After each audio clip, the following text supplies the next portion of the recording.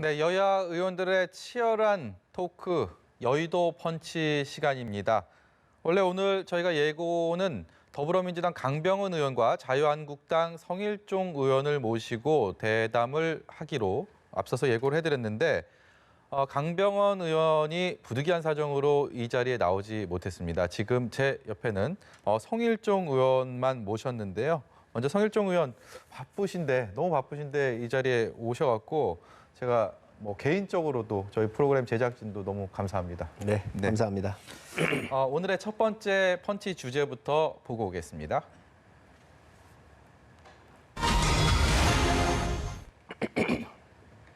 심재철 원내대표가 어제 당선이 됐습니다. 이제 불과 하루가 지났는데 그 사이에 상당히 많이 국회 상황이 바뀐 것 같습니다. 이 정도로 어떤 그 물꼬가 트일지 그리고 이 정도로 변화가 일지 미처 예상을 못했는데요. 그 심재철 대표의 선출 어떻게 보셨는지요? 우선 심재철 대표를 개인적으로 보면은요. 네. 서울대학교 총학생회장을 하시면서 80년 그 민주화를 다 이끌었던 분이시고 네.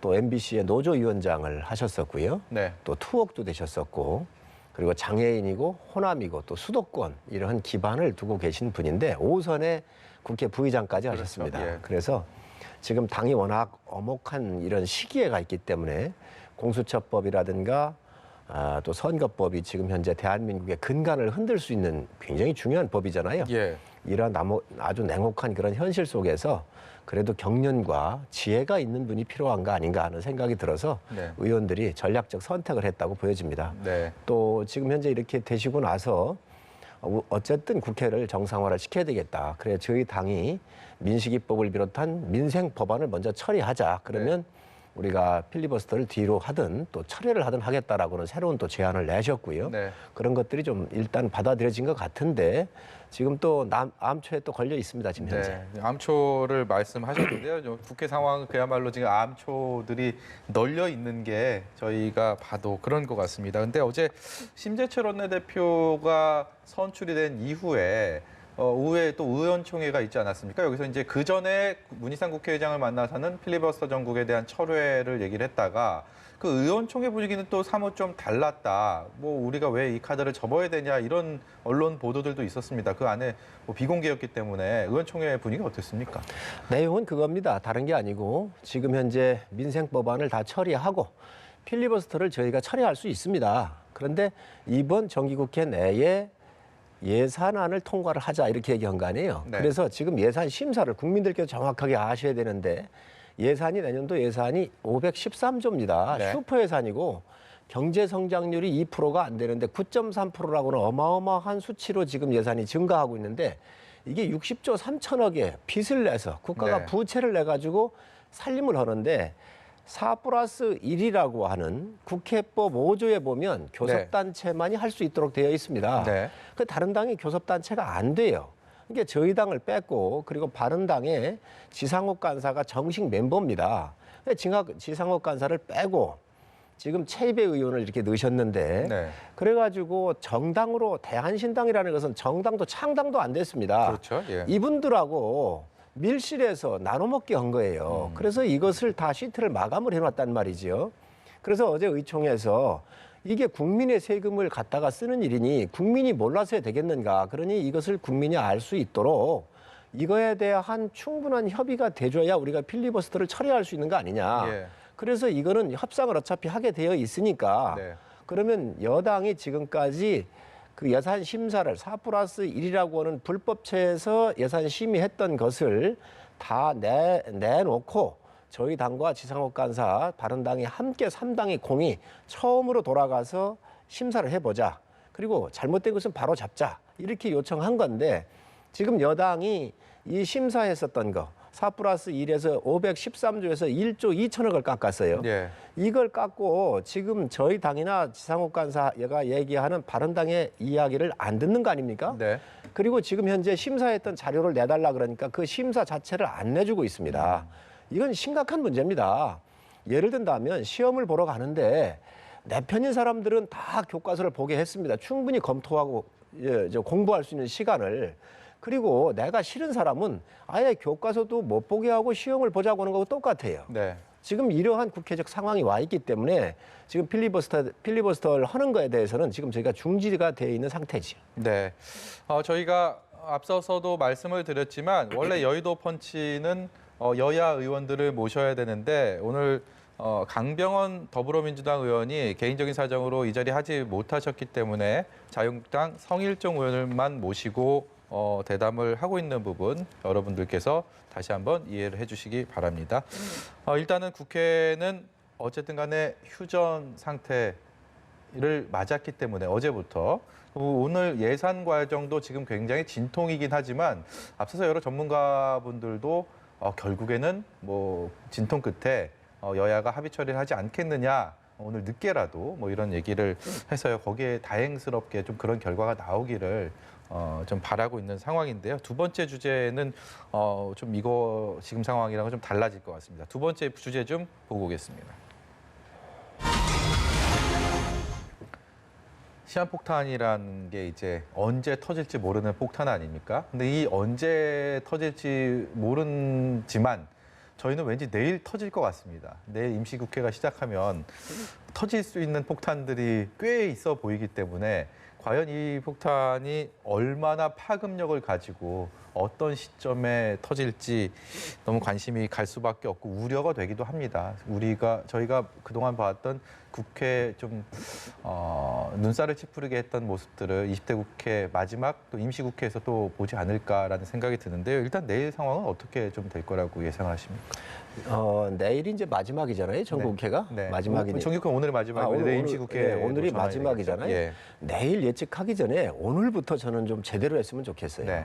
여당이 지금까지 예산 심사했던 거 불법 협의체라고 만들었던 4+1에서 국민이 납득하고 국민의 세금을 호주머니를 털어서 쓰는 겁니다. 네. 그러니 이 부분에 대해서 국민들한테 정확하게 알 수 있도록 4+ 협의체에서 마무리했었던 이 예산안을 지금 심사를 하고 있으니까 하자 그랬으니까 저희 당과 바른당 또 민주당이 3당이 함께 모여서 이 부분을 다 마무리를 해야 내일 우선 일이 좀 쉽게 갈 수가 있습니다. 이 문제는 다 여당이 지고 있습니다. 네, 4+1을 그러면 협의체에 대한 부당함 또 불법이라는 표현까지 쓰셨는데 그럼 4+1이 가동되기 전에 한국당이 예산 협의하는데 좀 들어와서 좀 주도적인 입장이나 목소리를 내면 뭐 여기까지 안 오지 않았을까요? 당연히 저희가 들어가서 예산을 삭감을 하고 다 조정을 하자 그랬죠. 네. 지금 국민들께서 모르시는데 감액도 안 끝났습니다. 네. 감액이 되어야 증액이 되는 것이거든요. 이거를 중단하고 지금 저희 당 바른당을 중단하고 4+1이라고는 자기들 정말 같은 비슷한 2중대, 3중대 네. 이런 사람들하고 협의체를 만들어가지고 저희 당을 배제하고 했던 거 아닙니까? 그래서 이 국회가 파행이 됐었던 것이고 예. 지금 다시 국회를 정상화를 하자고 그랬으니 저희 얘기는 4+1에서 예산안이 잡혀 있으면 어떤 부분에 얼마만큼 감액을 해야 되는지 또 얼마만큼 증액을 해야 되는 건지 국민들한테 알릴 수 있도록 이 자료를 내달라는 거예요. 네. 그래서 이 부분에 여기에는 지금 이 정부가 9.3%씩 60조가 넘는 돈을 빚을 내서 예산을 만들어 놓은 건데 여기에는 포퓰리즘에 관련되는 세금이 굉장히 많이 있습니다. 탈원전에서부터 공무원 증원 또 여러 가지 이러한 많은 예산들이 좀 들어가 있는데 이것들을 야당에서는 국민의 세금을 덜 털어갈 수 있도록 네. 국민한테 위임받은 예산권에 대해서 심의를 당연히 해야 되는 것이지요. 네. 이거에 대해서 지금 막고 있는데 이게 우선 협의가 돼주면 그리고 이제 내일은 또 임시국회를 소집할 테니까 그 부분을 넘어가는 게 맞습니다. 또 네. 그때는 그때 가서 고민을 하더라도 오늘 우선 예산안부터 잘 처리해 주시기를 여당한테 부탁드립니다. 네, 지금 문희상 국회의장이랑 자유한국당 심재철 원내대표, 이인영 더불어민주당 원내대표, 오신환 바른미래당 원내대표 이렇게 3당 원내대표가 계속 뭐 옥동자를 생산하기 위해서 그런 협의를 오후에도 계속 이어가고 있고 그리고 본회의가 아직 개의가 안 된 상황인데요. 만약에 여야 원내대표에서 그리고 여야 예산 관련된 협의를 이뤄내지 못한다면 4+1 협의체에서 만든 정부안의 1조 2천억 원을 감액한 이 수정안이 민주당에서 상정해서 처리하려는 시도를 한다면 어떤 일이 벌어지겠습니까? 정말로 파국인 거지요. 정말 대통령께서 지금까지 경험해보지 못한 나라를 만들겠다 그랬습니다. 정말 지금까지 경험해보지 못한 여당과 정부를 만나는 것이지요. 네. 아주 그 심각한 파국의 사태가 올 것으로 생각을 합니다. 그리고 오전에는 국회가 열려서 민식이법을 비롯해서 네. 국제 조약들이 처리가 됐습니다. 그리고 오후로 넘어가 있는데 이 부분만큼은 여당이 국가를 운영하는 측면에서 예산서를 안 내준다는 것은 있을 수 없는 얘기입니다. 그래서 예. 빨리 내주시고 협의를 해서 국회가 원만히 처리될 수 있도록 도와주셨으면 좋겠습니다. 네. 그러면 마지막 주제로 넘어가겠습니다. 마지막 주제 보여주세요.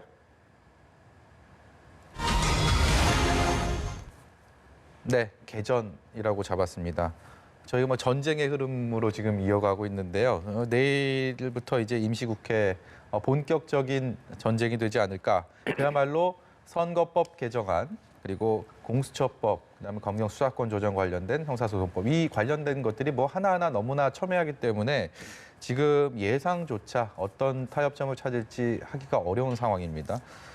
한국당에서는 일단은 패스트트랙 법안에 대해서는 를 제외하고 오늘 뭐 16개 법안, 민식이 법안 등 뭐 이런 민생 법안에 대해서는 필리버스터 정국을 철회하지 않았습니까? 다시 예. 이제 필리버스터 카드를 끌어안고 있는 상황에서 이것은 언제쯤 다시 꺼내들 수 있다고 보십니까? 꺼내 드실 겁니까? 안 꺼낼 수도 있습니다. 안 꺼내려면 이 어떤 일이 예산안을 벌어질까요? 정부가 예. 바로 야당하고 협의를 해서 또 감액할 것 감액하고 큰 틀에서 합의가 이루어지면 이 필리버스터는 원래 철회하기로 이렇게 네. 얘기를 했으니까 네. 여당이 그거를 지금 안 하고 있는 거죠. 여당이 맡고 있는 거거든요. 네. 아니, 국민이 봐야 될 예산 처리에 대해서 안 해주고 있으니까 야당이 다시 그걸 처리를 못한 건데 네. 바로 여당이 이 부분만 결정을 해주면 뭐 필리버스터 카드는 안 쓴다 이렇게 보셔도 되겠습니다. 네. 그런 일이 가능할까요? 예, 가능합니다. 지금 저 4+1에서 만들어 놓은 예산 시트를 놓고 어느 부분에 얼마만큼 되어 있는지 또 얼마만큼 감액을 할 것인지 네. 국민의 세금을 정말로 잘 쓰자라고 하는 야당의 요구가 있으니까 국민의 요구가 있으니까 잘못된 부분, 숨겨져 있는 부분 이런 부분들에 대해서는 당연히 예산 심사라는 국회의 목이고 야당의 의무거든요. 이거에 대해서 지금 4+1에서 예산 시트 마감한 건 보여주도 아니하고 저희 보고 무조건 들러리 서라고 그러는데 네. 그러면 야당하지 말아야지요. 예산이 아니고 공수처법이나 선거법 개정안에 대해서는 어떤 전략을 갖고 계십니까? 여러 번 말씀드렸지만 공수처법 이 법은요 전 세계에 없는 나라입니다. 없는 법입니다. 중국에 감찰위원회라는 게 있어요. 정적 제거용이에요. 네. 정말로 대통령 중심제의 권력이 강화가 돼서 너무 세서 우리가 헌법을 바꿔가지고 대통령 권한을 분산하자고 고민했던 게 이번 국회입니다. 네. 여기에 지금 현재 공수처를 놓는다고 그러면 정말로 괴물 같은 파트가 또 하나 생기는 겁니다. 그럼에도 불구하고 성 의원께서도 뭐 너무 잘 알고 계시겠지만 민주당을 비롯한 정부 여당 뭐에서는 여기에 대한 의지가 너무나 강합니다. 그렇다고 해서 뭐 한국당이 방해를 하고 반대를 한다고 해서 쉽게 접을 수 있는 상황까지는 아닌 것 같은데 그럼 어떤 일이 어떻게 타협을 봐야 될까요? 정말로 파국으로 가겠지요. 파국으로 갈 거라고 보여지고 또 소수당들이 선거법이 필요한 거 아닌가요? 지금 비례 의석을 많이 소수당들이 많이 달라는 거잖아요. 지금 네. 다수당은 지역에서 많이 당선됐으니 소수당이 많이 달라 그래서 역사상 없었던 패키지 딜을 한 겁니다. 법안은 하나씩 올라가요. 국민들께서 법안을 패키지로 서로 주고받아 가지고 올라갔다라고는 얘기를 못 들어보셨을 거예요. 이만큼 위험하고 지금 친여 소수 당들과 여권이 묶어낸 장기 집권 프로그램에 네. 지금 들어가 있는 겁니다. 지금 4+1 같은 경우도 제가 그 얘기를 했습니다. 지금 장기 집권 예행 연습하고 있다. 이런 말씀을 드렸는데 예.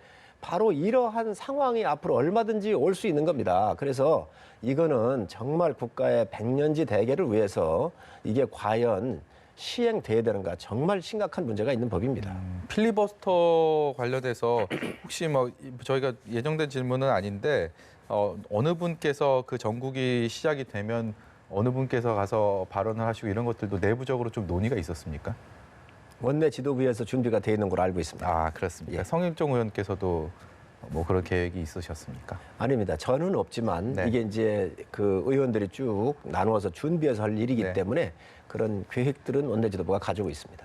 물론 합법적인 상황이지만 저희가 그런 것까지 국민으로서 이렇게 보지 않고 원만하게 정말 타협이 돼서 연말 따뜻한 국회 마무리했으면 하는 바람으로 오늘 말씀은 여기까지 듣도록 하겠습니다. 오늘 저한테도 굉장히 새로운 진행이었습니다. 여야 의원들과의 대담에서 야당 의원 성일정 의원만 이렇게 모시고 말씀을 나눠봤는데 어쨌든 굉장히 바쁘신 시간 이렇게 내주셔서 다시 한번 감사드립니다. 여의도 펀치 오늘은 여기서 마치겠습니다. 고맙습니다. 감사합니다.